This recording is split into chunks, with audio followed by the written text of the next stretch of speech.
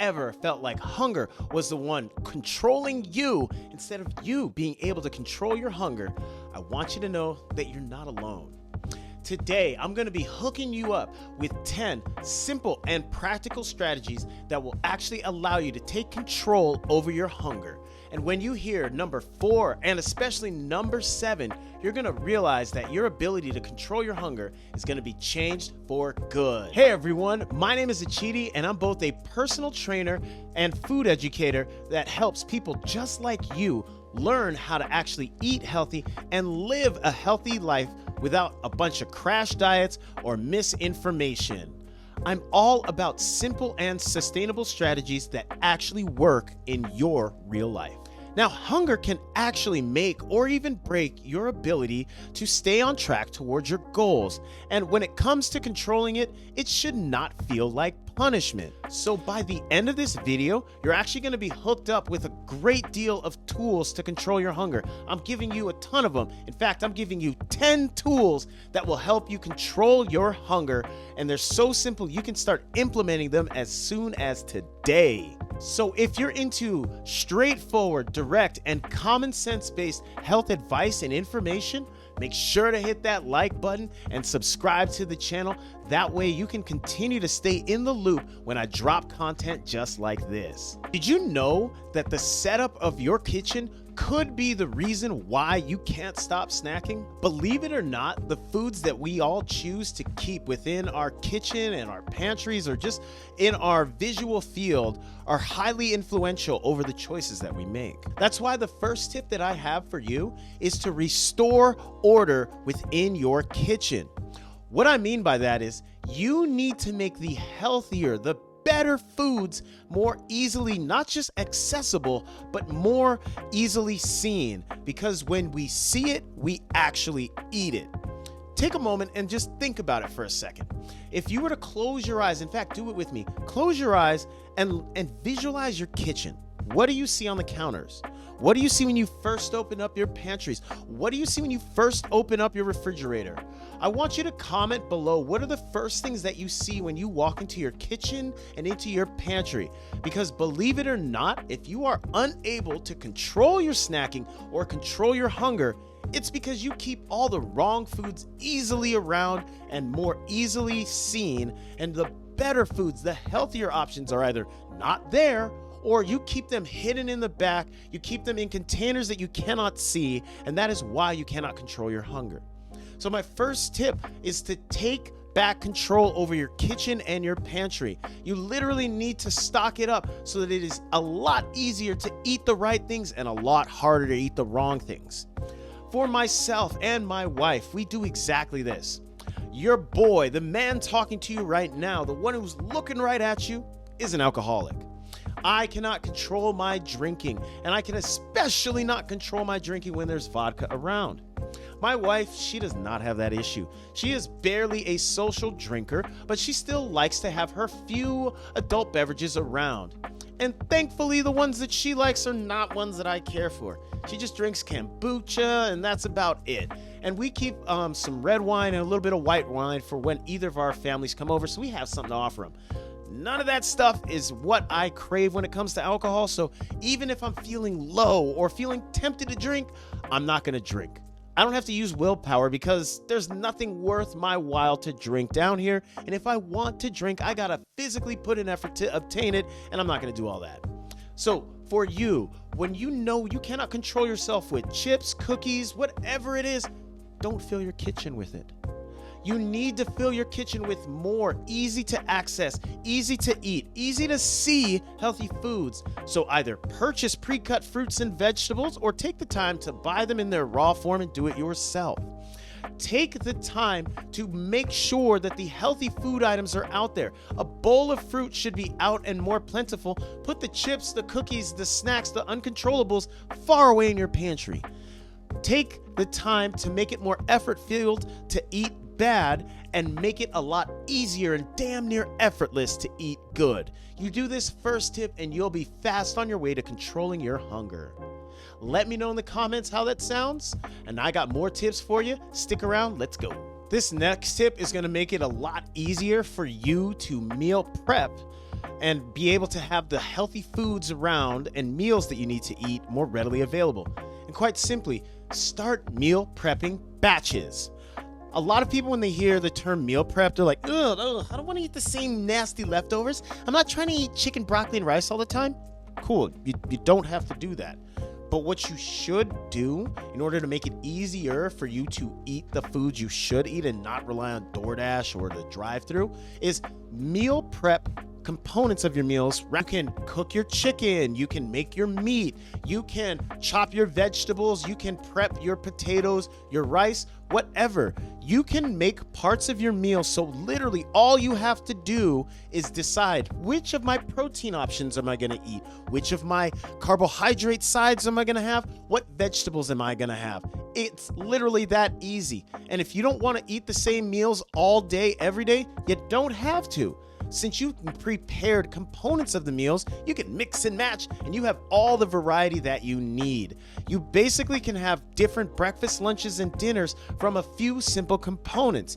It does take a little bit of time and effort, but that is time and effort well spent. And when you want to control your hunger, you need to control the controllables like your food choices. And if you want to eat healthy, you have to take the time to make eating healthy easier for you. So if that has been your biggest hang up, you don't want to eat the same thing every day, there's your solution right there.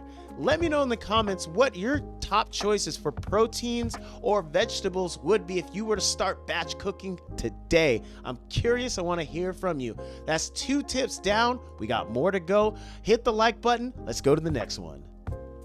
What if I told you that there are ways of using your phone and being able to go through your kitchen and pantry and create a meal plan or even just a recipe based off of what you already have available? If it sounds too good to be true, I'm about to blow your mind because there are a number of apps out there that will do exactly that.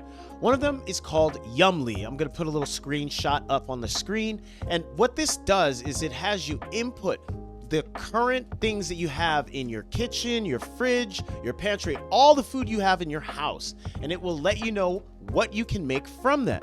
It will also tell you what you would need additionally to make some kind of a recipe based off of what's predominantly available in your home and with the fewest ingredients purchased at the store. This is the most ideal way to eat healthy by cooking at home and minimize waste at the store. So if you're the kind of person that has been absolutely turned off to cooking at home because you say groceries are too expensive, you always buy stuff that you never eat, food goes bad, whatever, this is how you eliminate that as being a possibility. So check out the app. It's called Yumly. I'm not sponsored by them. This is just some of my own research that I've done. They're not the only one, but they are one that I find works very well for a lot of people. So you'll be eating more healthy, spending less, and feeling like you're back in control. Let's go on to our next tip. This next tip that I have for you is kind of similar to the first one, but just hear me out, hear it all the way through because it's going to help you out a ton. So not only do you want to make sure that you have the healthier foods close by and the unhealthier ones far away or even out of your visual field, but quite literally, you want to make it harder for you to overeat. And so when you set out your meal, especially if you're eating for a Thanksgiving dinner or you sit down together as a family to eat, rather than having all the food in front of you, like you can just grab it from the center of the table, put it on your plate and go from there, keep the food that you're going to eat in a separate area. So for instance, serve yourself in the kitchen and then go to the dining table to sit and eat. This simple act of not having full access to the food within an arm's length, but physically putting it in another room will make it so that you are less likely to overeat.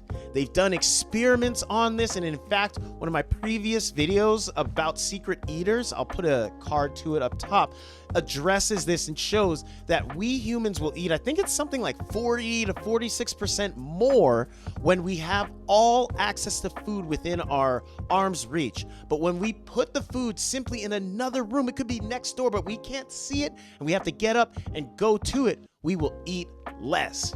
Now, so if you combine keeping the supply of food in another room, but you also serve your food onto smaller plates, that's another way of tricking yourself into realizing that you're eating more when you actually served yourself less. We all like to see a full plate, and if we have a smaller plate, we can't fit as much food. Don't believe me? Try it for yourself and let me know in the comments how it worked for you. You will be surprised. I got more for you. Let's go to the next one. Let me ask, are you the kind of person that labels food good or bad, or even has a list of forbidden, I can't have those foods? If you're that person, that reason right there is why you are potentially struggling to control your hunger. When we label foods as good or bad, or we, God forbid, have a banned food list, all that's going to do is create a desire to rebel, and we are going to binge off that food that we are no longer allowed to have. So here's what you do instead. Instead of banning the food, instead of calling it bad or a cheat or whatever, it's simply a food that you have in moderation. You should have foods you love and enjoy and that fill you up, but you just also need to combine them with a little thing called boundaries. You cannot just have that food because you want it, because it's Tuesday, because whatever. There should be some rhyme or reason to it. One of my clients that I'm working with who has her own issues with controlling her hunger, this is what's helped her. She allows herself to have dessert, but only when everyone else is having dessert.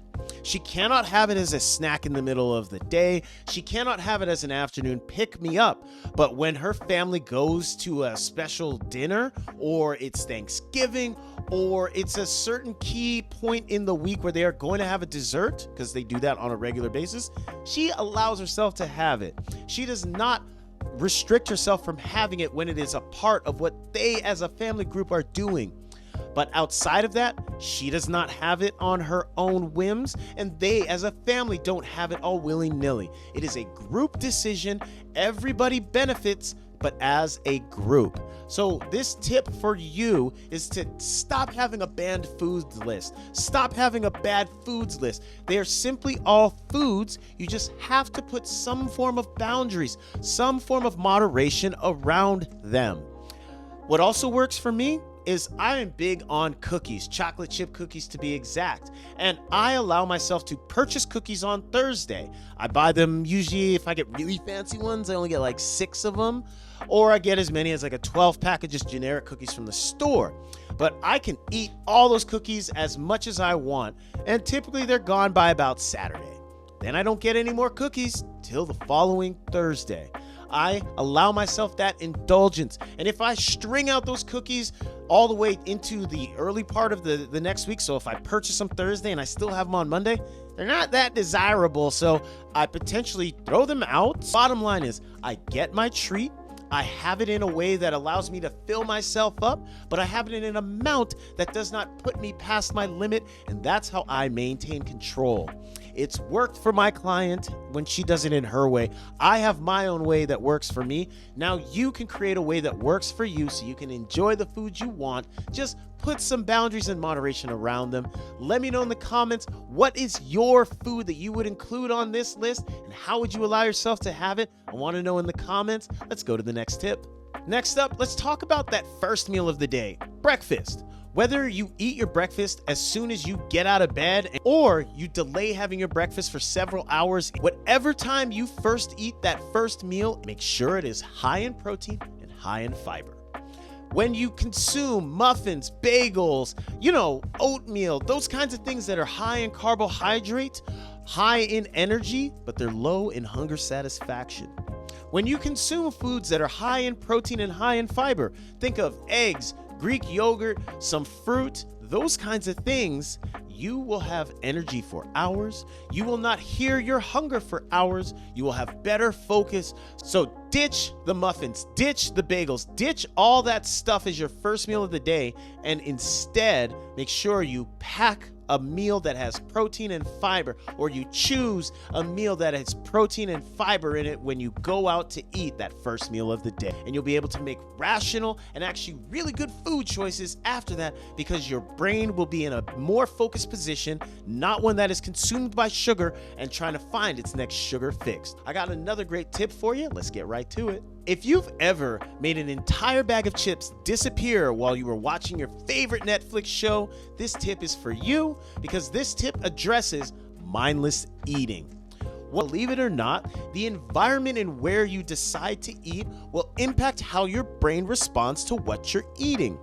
If you are actually sitting at a table, you have a plate in front of you with a fork and a knife, you are definitely locked in to eat with your brain being switched on.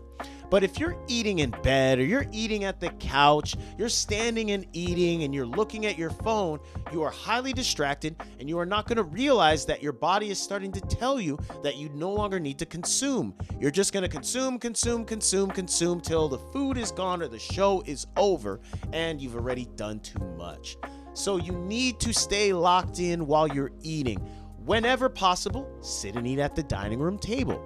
Whenever you want to snack while watching your favorite show, go ahead, but first, put that snack into a small bowl or a small plate, into a small serving, and then put the remainder of that snack away. You don't want to be able to see it, because if you can see it, you're going to go back to it. You need to take your portion, sit and watch your program and eat that portion and be done with it.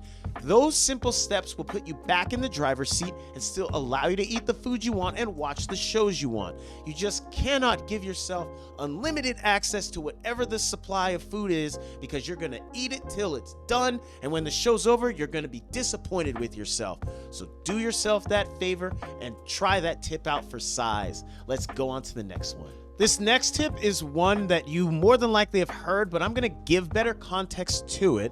And this one is simply, you need to stay more hydrated by drinking more water. Now, you've potentially already heard other fitness influencers, health practitioners recommend drinking water because you're confusing your thirst for hunger. Well, you're not. Thirst is thirst and hunger is hunger. But when you drink water, it goes into your stomach, and your stomach now increases in volume. When your stomach reaches a certain volume, it tells you, hey, stop eating. So staying hydrated by making sure you're drinking water or near 0-calorie beverages, water is most preferred, but staying hydrated, keeping a proper amount of water and fluids in your body will make it so that your stomach stays appreciably full, so it makes it so that you're not always feeling ravenous and hungry. Staying hydrated also makes sure that your brain has enough liquid in it so it functions properly, so that you have control over your triggers, you have control over your emotions, you have control over your actions. But if you are dehydrated, your brain is not going to be able to do all of that. So yes, you will potentially deal with the low performance and stress in your brain by doing something that makes you feel good, like eating. So it is not a direct one-to-one, like if I'm dehydrated, I'm going to just start eating, but it is a pathway that leads to decisions that ultimately have you overeating. So drink your damn water, please. It's great for your body, your skin, your brain, your everything benefits by staying hydrated with water. And if you want flavor in your water, fine, add some flavor. If you want to drink diet soda every now and then because it's 0 calorie and you like your sodas, that's fine. But bottom line is, you need to be drinking predominantly water because your body needs it. Your control over your hunger depends on it. So you heard it here. I gave you the full explanation. Let me know in the comments if you have further questions on that, or you want me to dive into that a little bit more. I still got a couple more tips for you. Let's get to them. This next tip is about how you eat. We've talked about what and where, but this time how you eat, and that is slowly. Another one of the signs that your body uses to tell you to stop eating is literally how much chewing you've done. You are eating foods that are very soft and don't require much chewing, or you're eating very fast where you take a few big bites and like an alligator, you swallow it down, you're not taking advantage of that signal. And yes, you will overconsume and you will eat more than you should. That is why it is crucial for you to slow down and chew your food. And even if it's just from the simple fact, you don't want to choke on your damn food. I am someone who understands that our body gives us about 20, maybe 30 minutes to eat, and then that signal says stop. And in my younger years, especially in high school, playing football, in college, being an athlete, and being in a fraternity, I knew I needed to consume a lot of food fast, and I needed to consume my food faster than the other dudes I was eating around so I could get seconds and or thirds. And that behavior served me then, but now that I'm 40, I don't need to eat like that. So I need to eat slower so I don't get indigestion, I don't choke, but I also have greater control over the amount of calories I'm taking in by eating slowly. Take your time, chew your food, savor the flavors. Trust me, it is worth it. That is also why eating foods that are higher in fiber, that are less processed, so eating more fruits and vegetables, things like that require a good amount of chewing are preferred, because when you eat foods like that, they will require more chewing, and when you chew more, you have more control over your hunger versus infrequent chewing, swallowing bigger chunks. You're gonna eat way too fast and eat way too much. I got one more tip for you. Let's get into it. This last tip is pretty much a no-brainer because you've heard me say it already, but now I'm officially putting it on the list. The best thing you can do is cook more meals at home. Utilizing the Yummly app that I talked about previously and making a shopping list that you stick to and creating batches of meal components that you can combine into a bunch of different meal options is going to keep you healthier, save you more money, and ultimately control your hunger to the maximum. Eating out all the time, while yes, it's convenient, yes, it gives you variety, it does cost you more in the long run, and it does relinquish control not just over your hunger, but your health. Because a lot of these places, in order to sell more food, need to fill it with more salt, more sugar, more processed oils, more things that trick you into eating more while sacrificing your health on the back end. So take control back. I've equipped you with a bunch of different ways that you can make eating healthier in simple ways that are sustainable for the long term and are realistic. It's not that hard to learn how to cook some simple meals. It is not that hard to create a shopping list and stick to it. It is not that hard to be healthy. It's just a little bit harder than what you're currently doing that is keeping you unhealthy. Think about it and marinate. Let me know in the comments which of the tips stuck out most for you. I would love to help you make that tip into what you are doing regularly so you can have the healthiest outcome with the least amount of stress. We've made it to the end of the video, and before we go, if you found these 10 strategies very helpful, I got even more strategies for you. Every Sunday, I put out a free email newsletter, and I want to send it to you. All it takes to get on that list is to go to the video description and scroll down to where it says email newsletter sign up. You tap that link and put your info in, and I'll make sure you get your first edition this coming Sunday. And also, if you're ready to go beyond the videos, beyond the newsletter, and really take your health back under your control, I'm opening up my online coaching programs for new clients starting in the new year. This is your opportunity to work with me one-on-one wherever you are in location and in fitness goals. I'm here to work with you. We can get started in as simple as a 15-minute free fitness audit call that is also down in the video description. The link to do that is right there as well. I look forward to talking with you about your goals and creating a roadmap to your health success. In just a second, you're going to see the preview for another video popping up on the side. I hope you give it a watch, and I will see you on the next one. Have a great rest of your day.